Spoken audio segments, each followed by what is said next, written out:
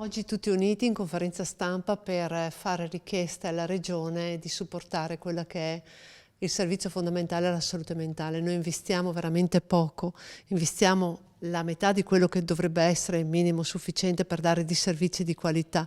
Abbiamo un aumento di accessi incredibile, dobbiamo puntare solo ed esclusivamente sui servizi territoriali per evitare quegli ospedalieri, ma da lì dobbiamo partire, aumentando quello che è il personale di riabilitazione, cosa assolutamente mancante nella Regione Veneto, aumentare quelli che sono i psichiatri, i psicologi e tutto quanto serve appunto per prevenire quello che può essere a seguito di un esordio, una futura malattia cronica. Quindi l'appello che noi facciamo tutti uniti come opposizione insieme ai comitati qua presenti è quello appunto che la Regione Veneto finalmente investa quello che è necessario per salvaguardare la salute mentale di tutti.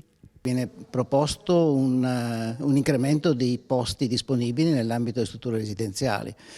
Poi di fatto, se andiamo a vedere i dati di questi ultimi anni, vediamo che i posti già esistenti sono stati utilizzati parzialmente, per cui un po' sfugge il razionale di questo incremento di posti.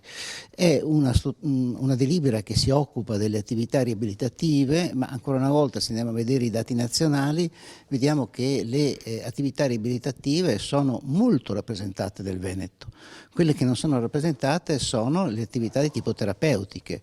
Le attività terapeutiche sono la metà di quelle nazionali in proporzione, quelle riabilitative sono il doppio di quelle nazionali. Lo stesso appunto investimento molto forte nell'ambito delle attività di ordine semiresidenziale, riabilitativo, ci colpisce dal punto di vista economico, perché poi appunto se andiamo a vedere i dati di spesa vediamo che la parte che è un po' penalizzata, ampiamente penalizzata nel Veneto, è la parte che riguarda le attività di tipo terapeutico nei centri di salute mentale, non le attività di tipo riabilitativo.